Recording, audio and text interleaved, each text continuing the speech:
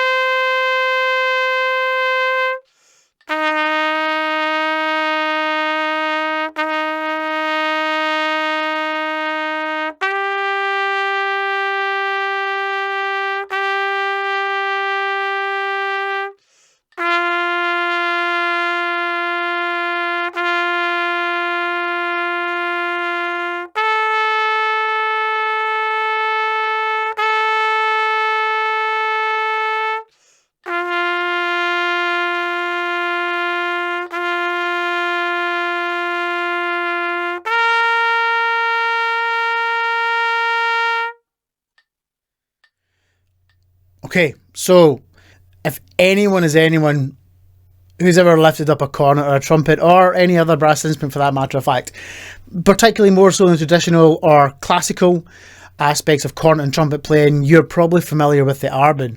I've had my particular copy for 20, 30 years probably. I've been playing trumpet now for 36 years. So yeah, so it's been in the catalogue for quite a while for myself. And over the years, I have found ways to develop, enhance, vary the exercises within the Arban. I suppose just to keep them fresh and try different things, exercise the brain. Now, first and foremost, the Arban, some people will love it, some people hate it, but it is an absolute treasure chest of exercises and routines, etc. And there's no real reason why these should only be obviously reserved for the classical or traditional brass band or that type of genre. So what I've done over the years is I have gradually found ways to evolve these exercises. So focusing on exercise 1. Why exercise 1 for a start? Well, around about 2004, when I came off cruise ships, I couldn't play. I destroyed my trumpet playing. I've done this before. I've explained this before in previous videos. And one of the first exercises that I went to, because the Arban was the oldest book that I had in my collection at that time, was the Arban. And it was exercise 1. It was quite simple and straightforward, but it's actually quite a tough exercise to try and get stuck into and get the most out of.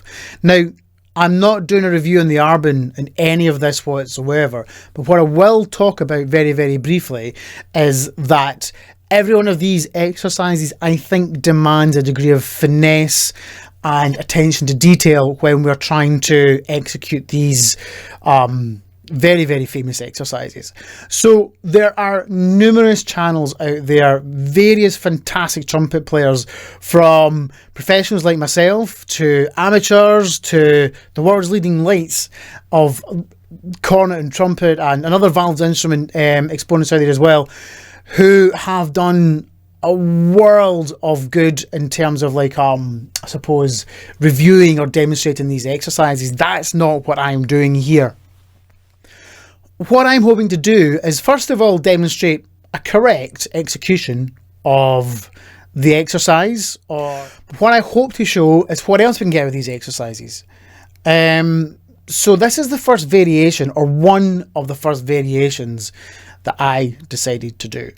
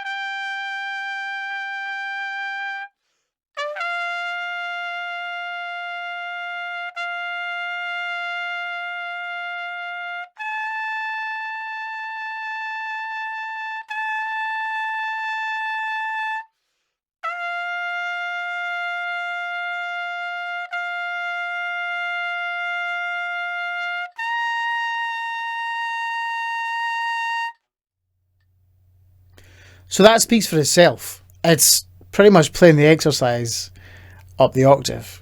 So yeah, it's not exactly a beginners or intermediate. Maybe as an advanced player or professional, you've never even thought about doing this. I don't know. There's a whole kind of folklore about taking like the 14 studies at the end of the book, a whole octave up. That sounds pretty crazy if you ask me. But in terms of focusing on exercises that are simple and straightforward and trying to deliver the same degree of accuracy and execution on an exercise like this, that is essentially a long tone exercise or a long note exercise, then I think is well entirely worth it. And what I hope to produce from doing this type of exercise up the octave is the exact same as what I hope to achieve from the exercise as written. Now, another favourite way that I enjoy doing this exercise, and it's quite simple and it's very, very close to the original format, is pretty much there's a thing developed now called long setting. I really only just become familiar with it in the past 2 to 3 years. And long setting pretty much is like when we get to a natural breath or phrasing area where we're playing a note, we don't disturb the embouchure, we keep everything as it is, and we take a nose breath and we carry on with the rest of the exercise. This is quite nice in that it allows the embouchure to really become developed, and I think the muscle memory really gets a chance to get further ingrained. We're not disturbing the embouchure whatsoever. Now, in this particular exercise, I usually re-attack with the tongue, but in other long setting exercises, you may attack with a breath, etc. And in terms of the octave exercise that we've just looked at as well, I prefer to do that in a long setting set. Now, the reason for that is that I'm really just trying to get that set embouchure really, really in place. Obviously, if we're playing up there for extended periods of time in a gig, for example, then we're going to be taking breaths, we're going to be taking rest, etc. And there are other exercises coming up that we will look at that type of setting as well, where we're re-articulating the trumpets off the face and back on, and we're articulating into that zone.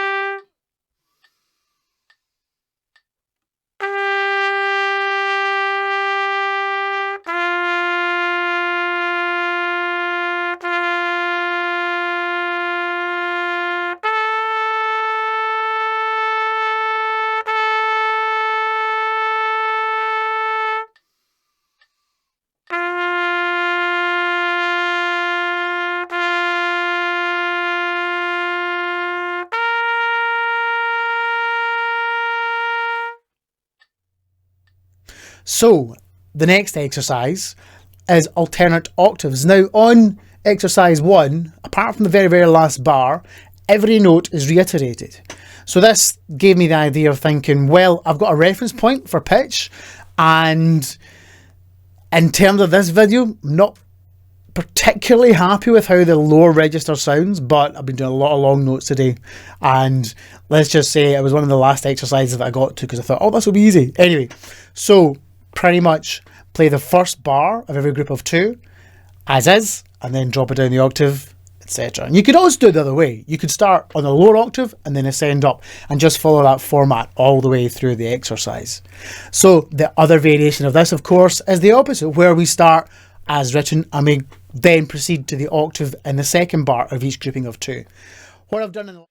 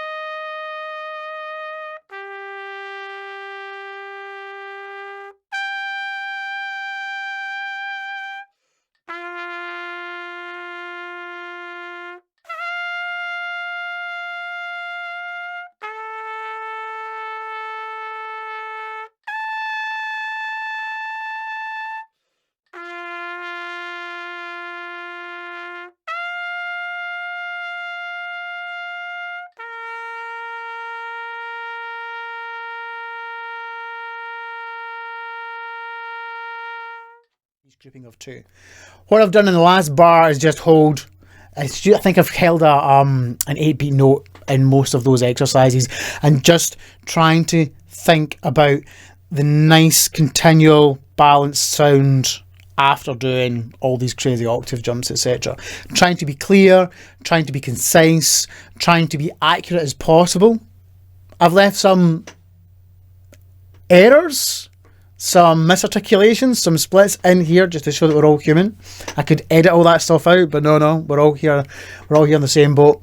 And the last one that I've focused on as well, I was kind of 50-50. I don't always do this with this exercise, but this is the last one.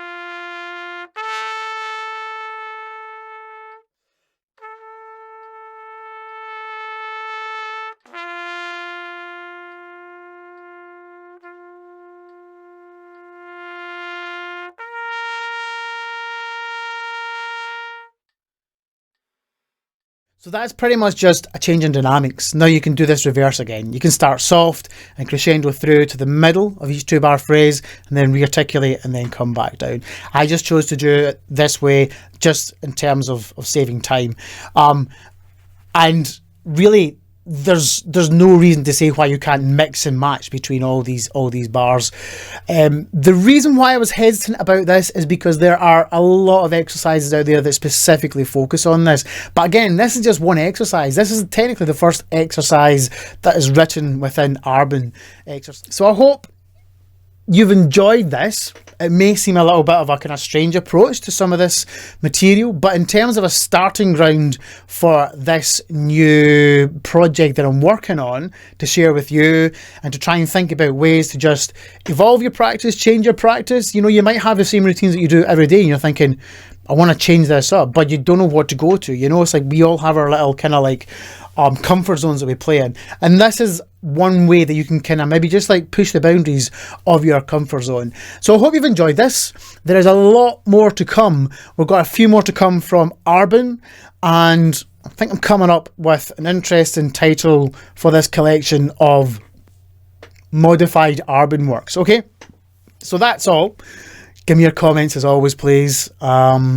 Keep them constructive. Don't necessarily have to be positive, but keep it clean. And as always, stay safe, stay smart, folks. Don't forget to practice, and we'll see you back here soon. Thanks. Bye-bye.